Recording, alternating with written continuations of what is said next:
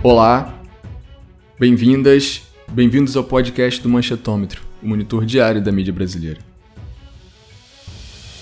Ou tem voto impresso auditável, ou não tem eleição. Não é de hoje que Bolsonaro ameaça as instituições. Eu sou o jornalista André Madruga e para entender o que está por trás da defesa do voto impresso em 2022, eu recebo a doutora em Ciência Política Marcela Machado, professora do curso de Gestão de Políticas Públicas na Universidade de Brasília e pesquisadora do Observatório do Congresso, também da UNB. E Eduardo Barbabella, pesquisador do Manchetômetro. Obrigado, Marcela, pela presença no podcast do Manchetômetro. Olá, André, é um prazer para mim estar aqui, falar de um tema tão importante que é a questão do voto impresso, como isso impacta na nossa democracia. Estou falando aqui na companhia do Eduardo, meu colega de longa data. É um prazer, muito obrigada pelo convite, agradeço ao Manchetômetro. Bem-vindo, Eduardo.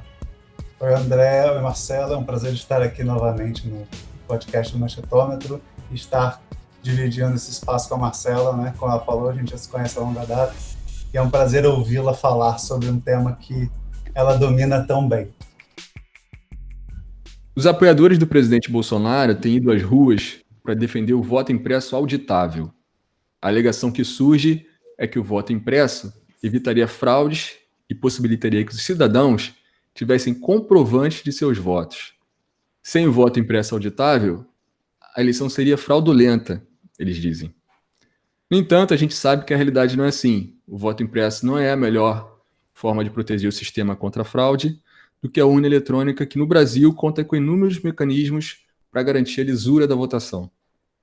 Marcela, como você analisa essa narrativa que defende a volta do voto impresso como mecanismo para auditar e acreditar as eleições de 2022? Bom, André, existe uma diferença entre o voto auditável e o voto impresso, né?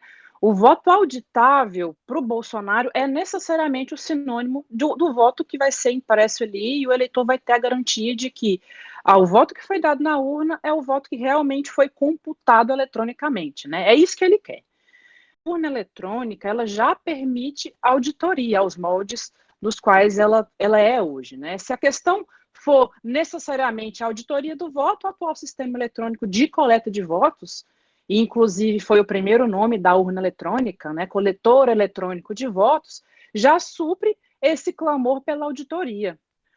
Eu enxergo o voto impresso, né, como apenas uma modalidade de aferição de voto, né, que é o clamor do presidente. A nossa urna eletrônica, ela é um sistema híbrido que ela permite tanto o cômputo eletrônico, né, do voto, quanto a impressão de documentos para essa aferição. Inclusive, em 2014, o PSDB pediu, né, a recontagem dos votos da eleição perdida do Aécio Neves, na qual ele foi derrotado pela Dilma. E nessa ocasião foram contratados auditores norte-americanos. A auditoria foi até coordenada pelo deputado federal Carlos Sampaio, né, que é promotor de justiça licenciado, e, ao final das contas, concluiu-se que não houve fraude, né? O PSDB chegou por um pequeno período de tempo ali a defender o voto impresso, inclusive, dizendo que a urna ela não era inviolável, mas sim inauditável, né? Porque o que foi disponibilizado para eles para fazer essa conferência, segundo eles, não permitia de fato a conferência do voto, né? E o PSDB gastou aí por volta de R$1 milhão para promover essa investigação. E falando, já puxando o assunto para o lado do dinheiro, né, para o lado financeiro, uma mudança do método de contagem de votos aos moldes que está sendo proposto, né, do voto impresso, implicaria um gasto perto de R$2,5 bilhões, né, ao longo dos próximos 10 anos, essa oneração aí para os cofres públicos, né, que é dinheiro oriundo do contribuinte. Eu apontaria também como sendo estranho, né, uma pessoa que se beneficiou diversas vezes, como é o caso do atual presidente, sendo eleito através desse método, inclusive na última eleição presidencial, O questionar essa presidente e a questão família dele, né? Exatamente, né? Questionar esse sistema de contagem de votos. Por que só agora, né, está errado? Por que só agora a gente lança luz, né, na urna eletrônica que ela é possível e passível de fraudes, né? O voto impresso que a mini-reforma eleitoral de 2019 aprovou, ela tem uma dinâmica completamente diferente, né? O eleitor sequer entraria em contato com o papelzinho do voto ali que seria impresso. O documento impresso ele seria depositado de forma automática, né, numa urna secundária ali, lacrada, e posteriormente poderia passar por uma auditoria, né, em audiência pública realizada pela Justiça Eleitoral depois de finalizado o pleito eleitoral. Então, consistiria em duas maneiras aí da gente registrar o voto, uma eletrônica e outra no papel, para permitir essa dupla checagem, né? Apesar de nós já termos uma auditoria impressa antes e depois da votação, né? A nossa urna eletrônica, antes de abrir ali a sessão eleitoral para receber os eleitores, a gente tem a impressão da zerésima, né, que é para comprovar ali todos os eleitores que estão registrados naquela sessão. Você abriu a sessão eleitoral, a zerésima ela consiste nesse boletim, né? Ele é um boletim para confirmar que não tem nada registrado ali na memória da urna. E também ele traz o cômputo de quantos eleitores estão aptos ali a votar naquela sessão. Esse é o papel da Antes da zerésima, votação. né? Antes da votação, antes de você abrir a sessão eleitoral. E no fim da sessão? E aí, ao fim da sessão, nós temos o boletim de urna, né? Que aí o boletim de urna ele é impresso. São impressas 5 vias do boletim de urna, isso é uma regra. 5 vias são impressas. Uma é afixada ali na porta da sessão para todo mundo tomar conhecimento, e as outras são distribuídas ali entre os partidos, os delegados de partidos, né? Que geralmente ficam ali nas sessões para fiscalizar o bom andamento da votação. E aí sim, no boletim de urna traz o código da urna, quando ela foi aberta, quando ela foi fechada, o nome dos candidatos, o cômputo de votos que cada candidato teve, né? Então ela já vem esse registro todo bem pormenorizado, assim, né? Além do RDV, né? Que é o registro digital do voto, que já é um registro digitalizado, um registro na memória do software mesmo, que também possibilita essa auditoria posterior, né? E eu vejo o voto impresso, André, que além dele ser esse gasto adicional, ele fere a Constituição Federal, né? Se a gente for analisar a questão do voto secreto, né? Que o voto tem que ser secreto. O voto impresso aos moldes de como o atual presidente está defendendo, ele pode vir a ferir esse preceito constitucional. Além de que o evento das eleições ele já é bastante oneroso para a Justiça Eleitoral, né? Essa questão da logística, gasta-se muito dinheiro com logística. A gente tem que transportar urnas eletrônicas para locais que não possuem sequer energia elétrica, locais que não possuem sequer estradas para chegar. Então, assim, é um gasto que a Justiça Eleitoral já tem com essa questão da própria logística, sem contar todo o evento da eleição, que também é bastante oneroso. Então, dar celeridade à contagem dos votos em um país como o Brasil é, acima de tudo, poupar gastos adicionais, né? Que esse é o intuito da urna eletrônica. Meus pais, minha família, na verdade, eu venho de uma família de políticos, né? E eles falam que o voto era de papel, e existiam aquelas urnas de lona, como a gente conhecia até um pouco tempo atrás. Diz que o pessoal eles tinham que dormir na porta dos locais de votação, né? Para vigiar as urnas. E que existia mesmo essa questão das pessoas quererem entrar no local onde estava acontecendo a apuração, para roubar as urnas, para fazer toda essa malandragem, né, com a questão do voto em papel.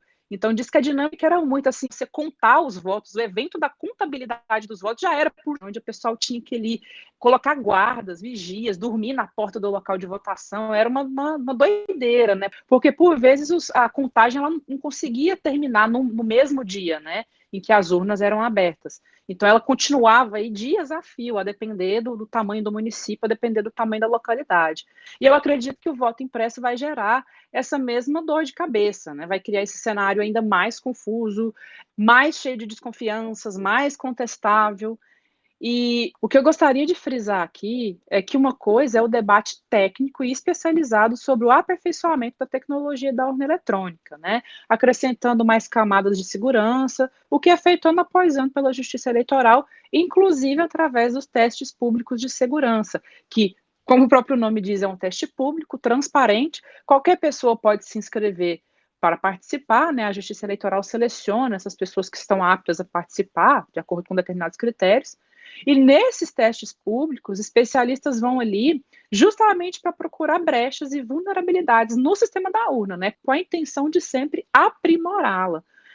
Outra coisa é se apropriar desse discurso, disso tudo, dessa vulnerabilidade, dessas brechas que toda a tecnologia está tendente a ter, né, para transformar isso em um debate político, para transformar isso em uma plataforma, em um palanque político, né? É natural das tecnologias que elas tenham mesmo que ser aperfeiçoadas, atualizadas, isso acontece até mesmo com os nossos telefones, né? Demanda constante aperfeiçoamento da tecnologia. Mas isso, mais uma vez, é um debate técnico, não deve ser um debate político. Então, não é novidade que desde as eleições de 2018, o presidente Jair Bolsonaro critica o sistema eleitoral brasileiro, alegando fraudes na contagem que teriam prejudicado sua eleição já no primeiro turno em 2018. Nos últimos meses, no entanto, o presidente tem fortalecido essa posição, ao ponto de dizer que sem o voto impresso não haverá eleição.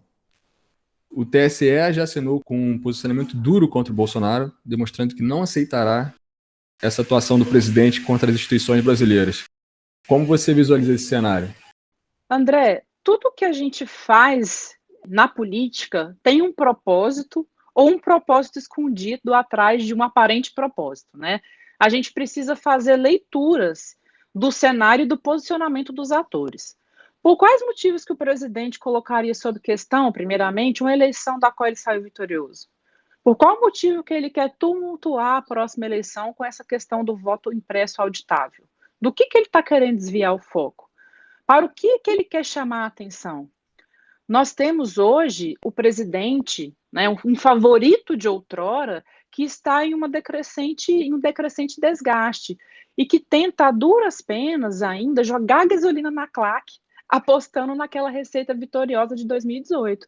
A política ela é uma fotografia. Você não consegue reproduzir a mesma foto novamente. Você consegue fazer uma foto semelhante, mas a mesma nunca, né? Tem até aquele ditado de que a gente nunca se banha duas vezes no mesmo rio. O rio é diferente e a gente também se torna diferente ao banhar ali pela segunda vez. A gente tem que levar em conta que uma reeleição ela é muito mais onerosa para o político do que uma primeira eleição para um determinado cargo. Na primeira, ainda tem aquela esperança, aquela expectativa do que a pessoa pode fazer no cargo, do que ele vai fazer diferente, com propostas completamente sedutoras e com a retórica de que ele colocará tudo aquilo ali que ele está se propondo em prática, né? 4 anos depois, para o bem ou para o mal, o político ele já teve a oportunidade de mostrar sua capacidade e seu modo de gestão. O seu mandato é o seu maior cartão de visitas. Para os que irão concorrer o ano que vem, aí eu englobo até mesmo os governadores, ainda tem um agravante, que foi uma gestão em meio a uma situação excepcional, que foi a pandemia. Se o político conseguiu fazer uma boa gestão ou teve a sua postura na condução da pandemia bem avaliada pelo eleitorado, que é isso que importa, ponto para ele. Mostra que ele consegue atuar para além daquilo que ele prometeu ou em situações mais confortáveis, né? Que é a situação quando a gente está sem uma pandemia e para gerir, né?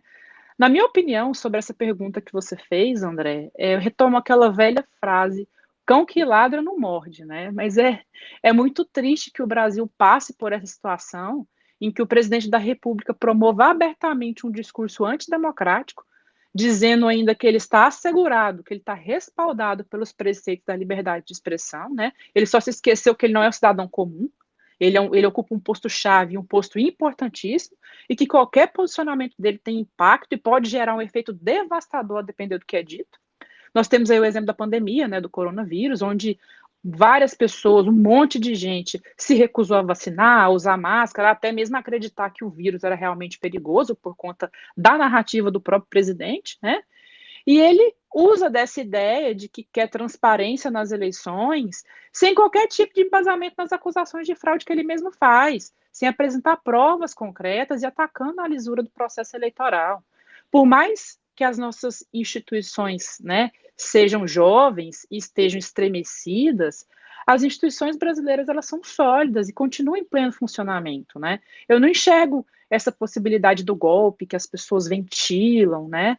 Mas eu creio que nós poderemos viver algo parecido com as invasões ao Capitólio, como aconteceram após a derrota do Trump, né? O presidente ele se resguarda, mas em uma ocasião como essa, né, onde você tem uma claque completamente incendiária, ele não conseguirá ter controle, caso ele venha a ser derrotado nas próximas eleições, nas eleições do ano que vem.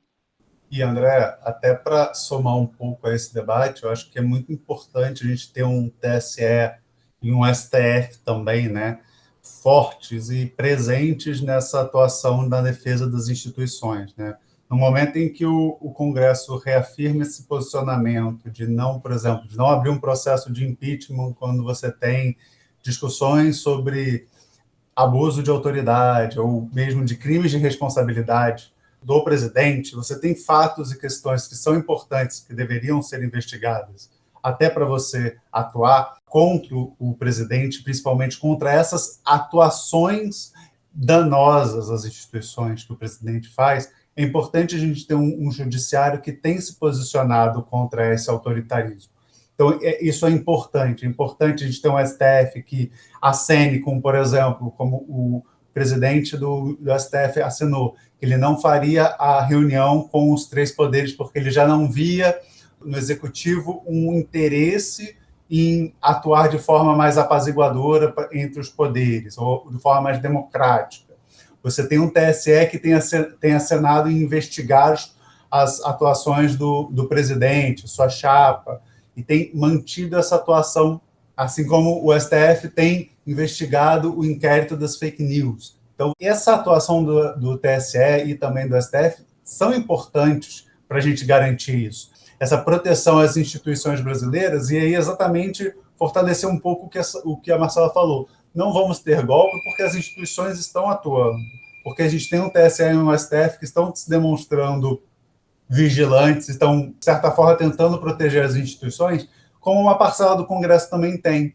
Mas quando você vê tantos desmandos e tantas atuações autoritárias sem uma resposta, você começa a ter uma sensação, e eu acho que o presidente sofreu um pouco disso, uma sensação de poder ilimitado, de que poderia chegar até onde ele quisesse, poderia falar o que ele quisesse, até porque, como ele sempre fala para o mesmo cercadinho, ele acaba tendo essa impressão de que todo mundo vai aplaudir o que ele fala, né? Mas é importante a gente ver que ele não tem essa atuação, que a gente está chegando num limite, e num limite do que as instituições estão permitindo. Então, ele está chegando naquele limite que até mesmo, né, e a gente vai também comentar sobre isso, os aliados dele acenam para ele que ele está chegando no limite do aceitável, no limite das discussões aceitáveis. Então, quando o Arthur Lira fala para ele que ele tem que aceitar o que o plenário decidir, ou que ele está chegando, ou ele tem o botão amarelo, como ele gostou de falar na fala dele, é um pouco isso, é um pouco avisando que ele está chegando num limite até onde eu consigo te ajudar. E aí o Bolsonaro vai agir como a Marcela falou, vai agir de forma autoritária de novo, vai se manter contrário a isso e sempre criticando todo mundo que é contrário a ele e, como ela falou corretamente, inflamando as hordas, inflamando os apoiadores dele, o que pode acarretar em problemas, né, para a gente no ano que vem. A gente não sabe até onde essas pessoas podem agir para não só desacreditar as eleições de 2002, mas desacreditar os resultados das eleições de 2002 impedir e atuar, por exemplo, como a gente viu nos Estados Unidos. E algumas dessas pessoas estão armadas, né? Isso é um perigo também. E eu acredito, Eduardo, que até o próprio fato de não se instaurar um processo de impeachment contra o presidente, nesse momento, é nossa maior prova de que as instituições estão sim funcionando e respirando. Porque, para quem entende, nós que somos cientistas políticos aqui, nós não devemos enxergar somente o que está posto, né, o que está visível. A gente tem que entender o que está acontecendo nos bastidores. Eu acho que essa é a grande diferença entre as pessoas que estudam política e as pessoas que vivem a política, né? A política é algo bastante democrático, todo mundo fala de política, todo mundo pensa que entende de política, mas a gente tem que ver um pouco além, tem que ver nos bastidores.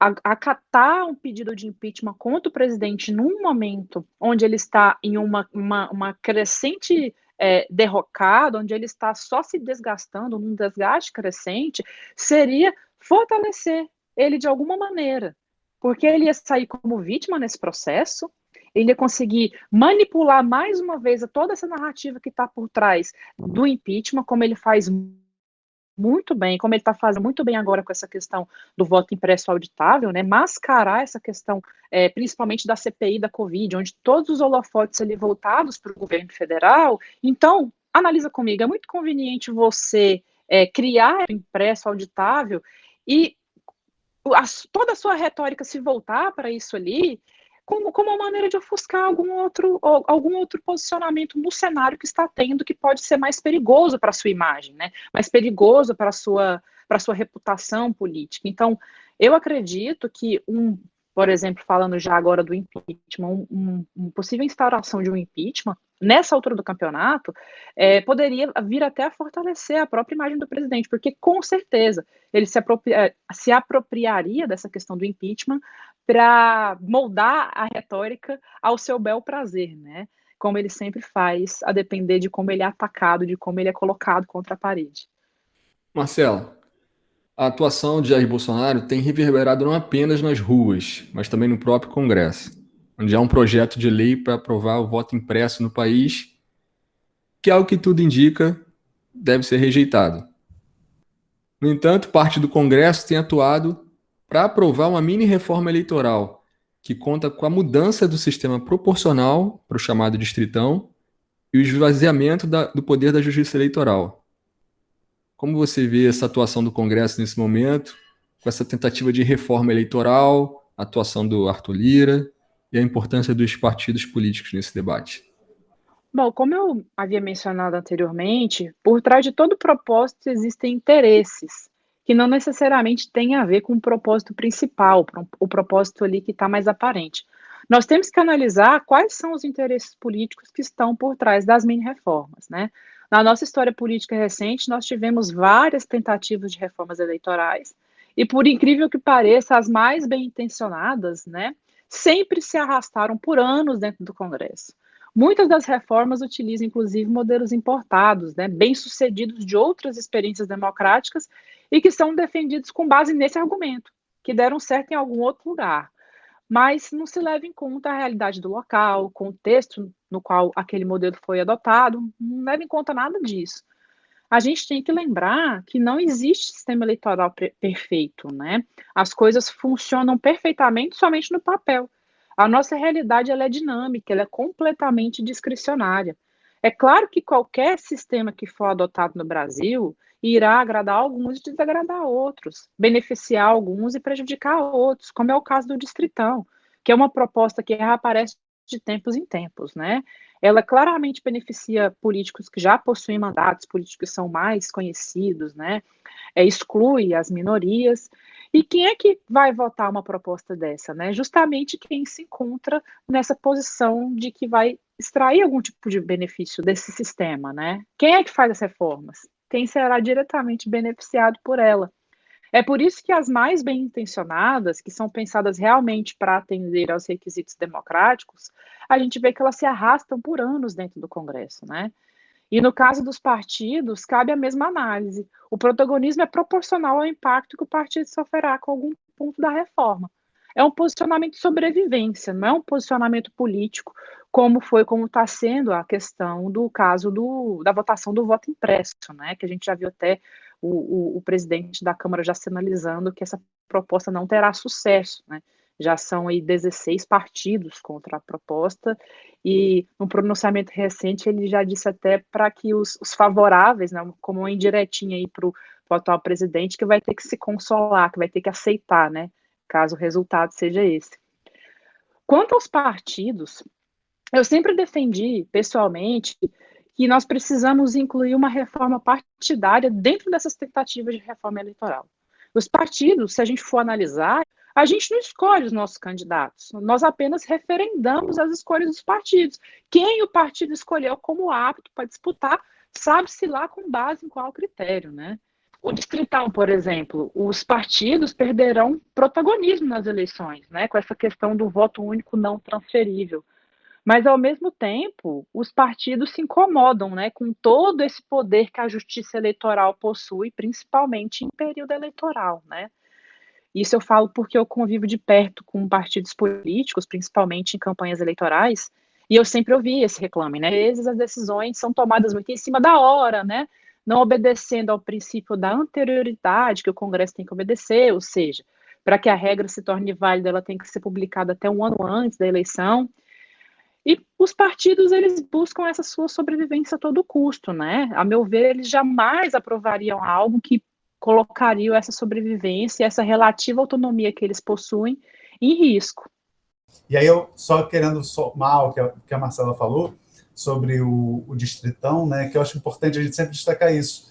Os atuais deputados e deputadas, né, os atuais parlamentares que estão em mandato, eles são, né, teoricamente, os favoritos à reeleição, porque eles estão visíveis, porque eles estão presentes, eles têm as verbas, né, para atuar e agir, então eles estão, teoricamente, à frente dos seus candidatos que não têm mandato.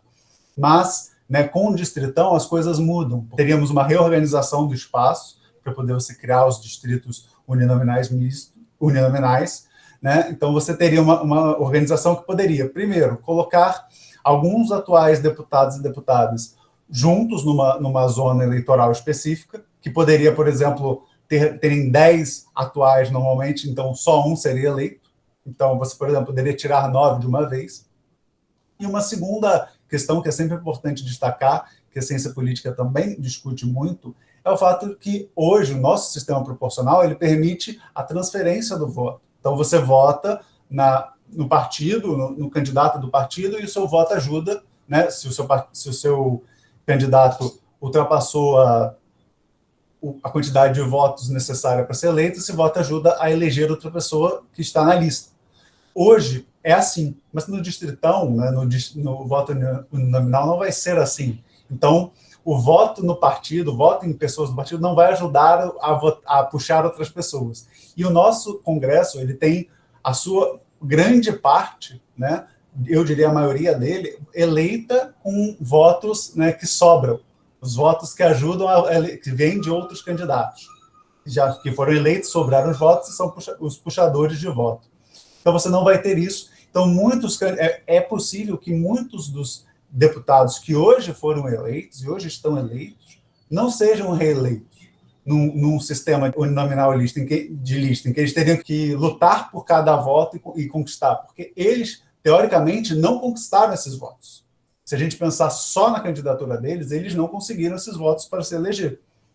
E teriam pessoas à frente deles. Então, é um fato que até os próprios deputados e deputadas deveriam considerar, né?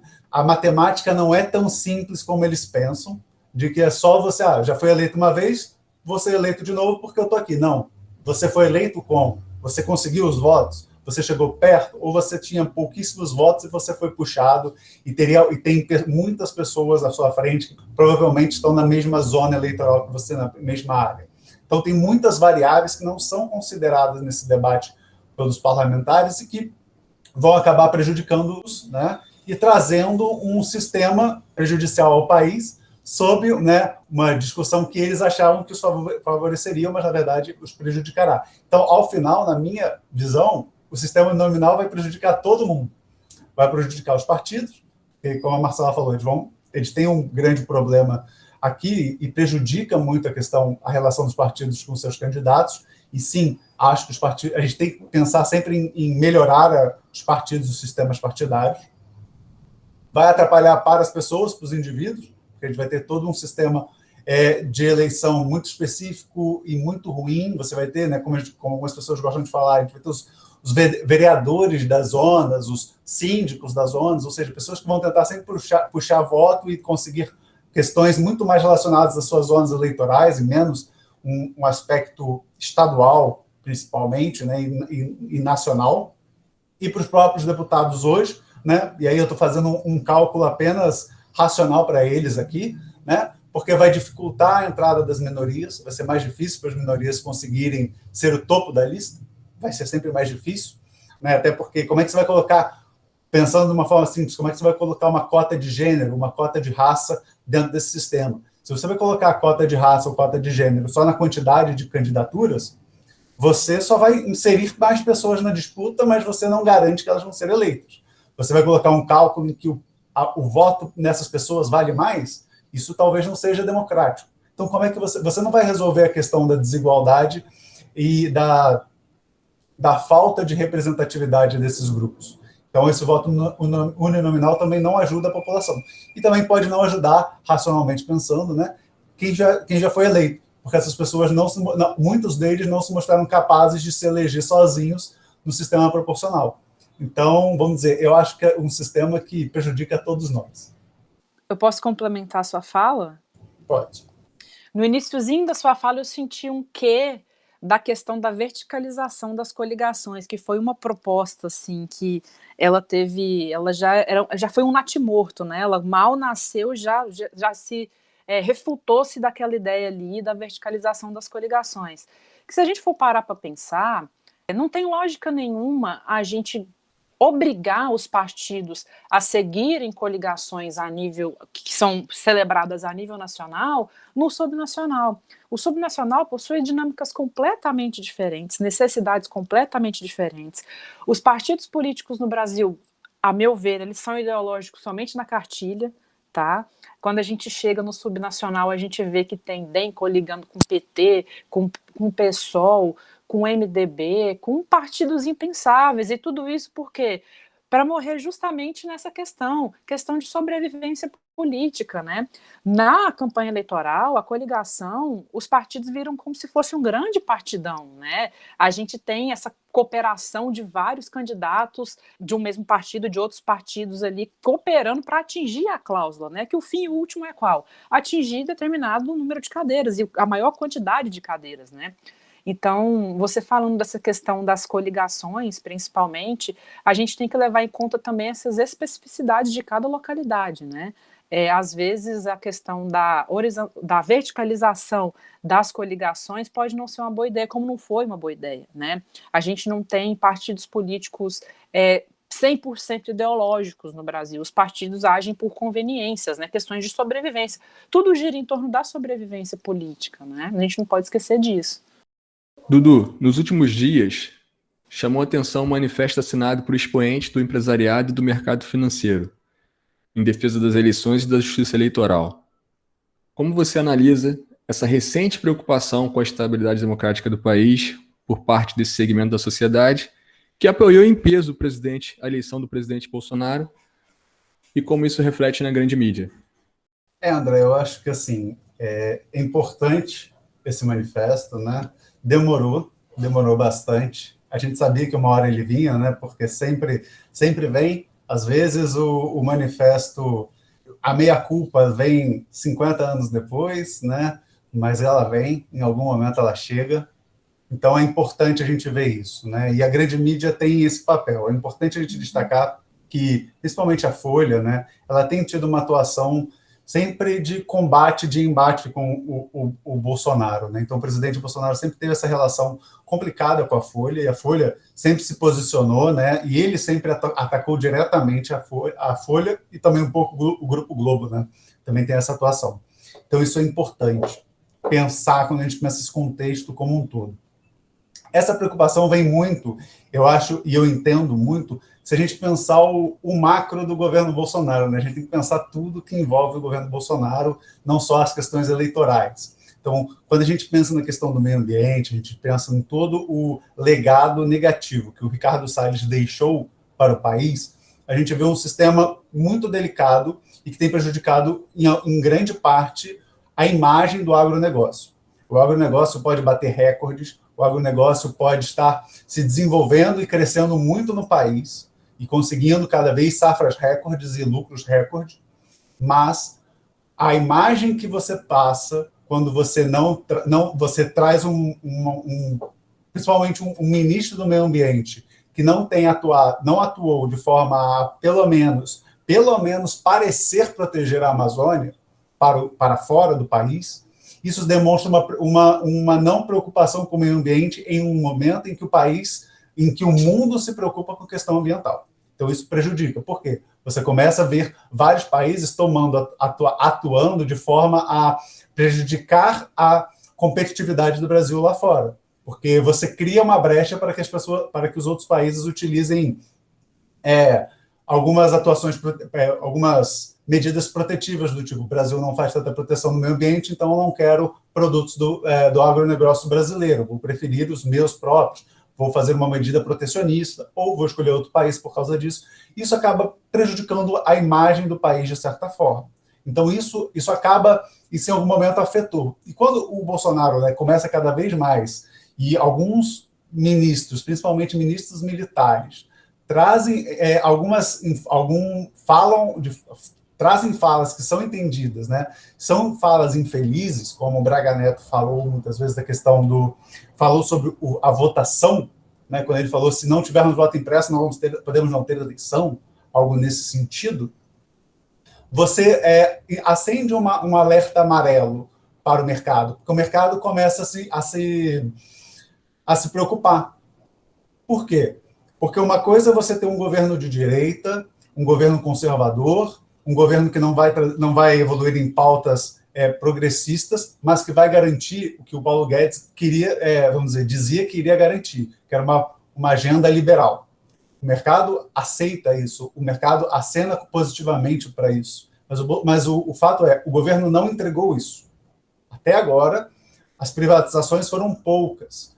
As atuações liberais que o Paulo Guedes prometia há 4 anos atrás foram poucas. Nada quase foi concluído. Então, o governo Bolsonaro não entregou. Então, o mercado hoje já se coloca preocupado com isso. E o governo Bolsonaro tem isso, principalmente o presidente, demonstrar uma imagem de escalar o autoritarismo, né? Aumentar o autoritarismo, mas não entregar nada na questão econômica, para o mercado não interessa. E um golpe, né, não vai acontecer, como a Marcela falou, também não acredito, mas se há um golpe prejudicaria muito a imagem do Brasil lá fora. Então teria que valer muito a pena, economicamente, pensando assim, para o mercado, e o mercado não vê essa vitória, essa conquista. Né? Então, o mercado agora já acena com nós não queremos uma atuação dessa forma. Ser contra a democracia é ruim para o mercado. Ser contra a democracia não é só ruim para políticos, para sistemas políticos, para partidos. É ruim para um mercado. A economia também se prejudica muito. Talvez se prejudique até mais, porque ela vai para fora, né, do país, principalmente. Muitas vezes aqui dentro a gente acaba esquecendo dessas questões. Isso não tem tanta reverberação no âmbito econômico. Então, é muito importante a gente ver essa preocupação democrática desse segmento da sociedade. É importante isso, mas a gente sabe que é uma via que já está se preocupando com as eleições. Então, quando ela fala isso, ela também já está pensando em quem é o eleitor, né? Quem é o próximo candidato a ganhar? É o Lula hoje, né? Hoje, o Lula está na frente das pesquisas. Então, a gente tem que pensar, o Lula é o candidato que a gente quer? No caso do mercado? Não é. Então, o mercado hoje já acena com não quero o Bolsonaro, não quero esse candidato que flerta com a ditadura, flerta com o autoritarismo, não quero o Lula, eu não quero um candidato de esquerda, eu quero alguém de terceira via. Então, eu acho que, né, para fechar essa ideia, o que esse manifesto demonstra? Demonstra que o mercado está com uma carência de um candidato, está com carência de alguém que atue, pensando um pouco como o Michel Temer fez quando do golpe parlamentar, né, do golpe do impeachment da Dilma. Quando o Temer entra, o Temer é o cara do mercado. O Temer é o cara que traz o mercado para si, traz o mercado para trabalhar junto do governo, com principalmente o Henrique Meirelles. Então, o mercado atua muito bem ali e o mercado consegue conversar. Mas o mercado não tem um Michel Temer e um Henrique Meirelles à vista. Então, a gente tem muitas questões aí que são complicadas. Eu não vejo eu acho que o mercado está procurando uma terceira via viável também. E a mídia está, claro, abraçando isso, porque a mídia vê um interesse próximo a essa questão do mercado, e ela está se preocupando. Ela se preocupa com o Bolsonaro, mas cada vez mais eu sinto que ela está se preocupando com o Lula, né? com esse candidato da esquerda que está se mostrando como candidato favorito, né? Que é o ex-presidente Lula, e pensando, gente, precisamos de um candidato de terceira via. E esse candidato hoje não está claro. O Eduardo falou do meia-culpa, né? E realmente o manifesto parece um meia-culpa.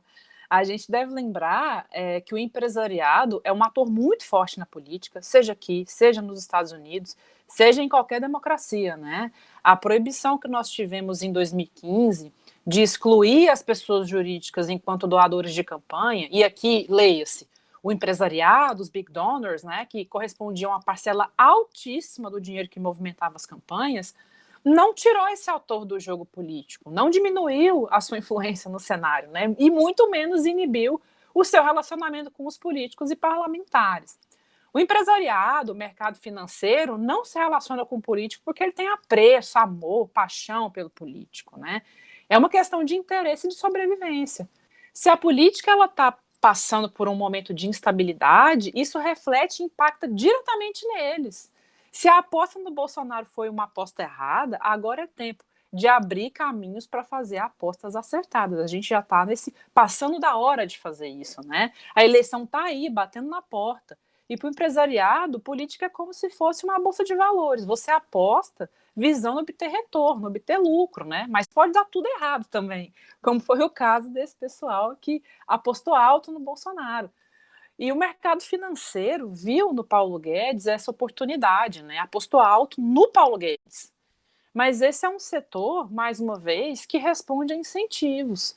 O governo não correspondeu, muito pelas tomadas de decisão erradas e também pela recessão que foi promovida pela pandemia, né? Mais uma vez, a pandemia foi uma pedra no sapato aí de todas essas gestões que vão colocar a cara a tapa nas eleições ano que vem novamente. A pandemia foi essa grande prova de fogo dos gestores, né? E se ocorrer um desembarque do governo por parte desse setor, como está sendo sinalizado pelo manifesto, nós não podemos tirar a responsabilidade da falta de traquejo político, principalmente do Paulo Guedes, né, que prometeu muito, deu muitas esperanças e entregou muito pouco. Falando mais do impacto na grande mídia, né, desde a eleição, desde os primeiros dias de mandato, eu ouso dizer, o atual presidente ele declarou guerra aos grandes meios de comunicação, né, apostando nas redes sociais e na mídia gratuita, promovida grande parte pelos apoiadores dele, né, que foram os veículos que deram visibilidade para ele, para ele conseguir ser eleito, afinal de contas, né? Ele era um candidato que saiu da lanterna nas pesquisas para chegar ao pódio eleitoral com auxílio de apoiadores virtuais. E eu até falo que se ele obteve sucesso em algo nesse mandato, foi justamente fazer a claque ter rechaço pela grande mídia, né? Colocar à prova tudo que é veiculado. Fazer com que essas pessoas até próximas, né, fazer com que essas pessoas que passaram anos assistindo Jornal Nacional, por exemplo, tomasse raiva do Bonner, qualquer fala que o Bonner faz na televisão, a pessoa fica com raiva e passasse a assistir Record, né? E tudo que for uma pauta ideológica do bolsonarismo, a grande mídia vai se posicionar contra, ainda mais daqui para frente, né? Esse cabo de guerra vai continuar ainda mais acirrado na medida que as eleições aproximarem, né? Eu acho que vai ter essa casadinha aí, esse núcleo do empresariado que quer ter voz, quer ter visibilidade e está nessa busca de alguém para apostar, para investir nessas eleições que vem. Investir, que é um termo muito fluido, né? Ele aceita várias acepções e a mídia é o veículo pelo qual isso pode ter, como eles podem vocalizar essas vontades, né? Eu acho que perpassa muito por aí. E, André, só para finalizar, é importante destacar que, mesmo com a meia-culpa, não esperem que o empresariado não vá negociar com um segundo mandato do governo Bolsonaro. Né? É importante lembrar da reeleição da Dilma.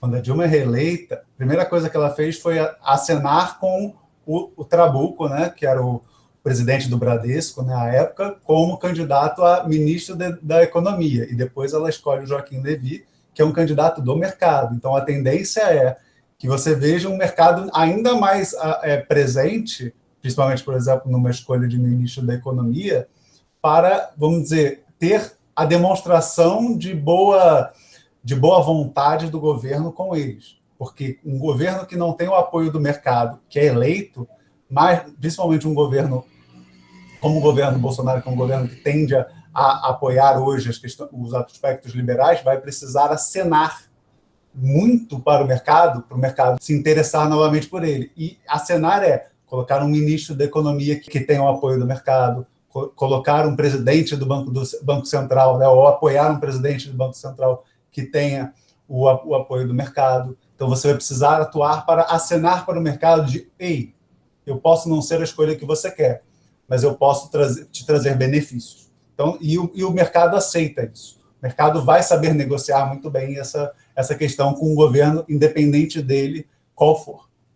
Um empresariado mais presente e mais criterioso, né? Cada vez mais criterioso, tendo em vista essa grande decepção que eles tiveram aí com o Paulo Guedes, né?